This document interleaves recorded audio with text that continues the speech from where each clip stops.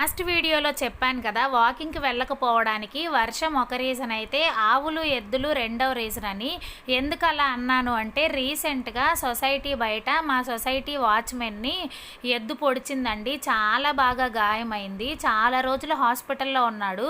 Society members అంతా money collect చేసుకొని hospital bill pay చేశారు. అంతకు ముందే ఆవు కూడా పొడిచింది వేరే అతన్ని. అప్పుడు కూడా చాలా బాగా గాయమైందనమాట. ఈ రోడ్డు పైన కూడా ఆవులు, ఎద్దులు చాలా ఎక్కువగా ఉంటున్నాయండి. అంతకు ముందు కూడా ఉండేవి. కాకపోతే అప్పుడు ఎవరిని ఏమనేవి కాదు. అప్పుడు ఏం అనిపించేది కాదు.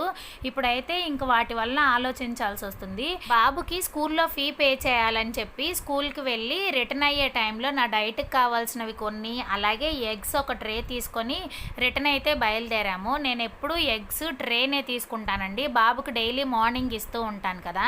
అంతేనండి ఈ రోజుకి వీడియో. నచ్చితే చిన్న లైక్ చేసి సపోర్ట్ చేయండి.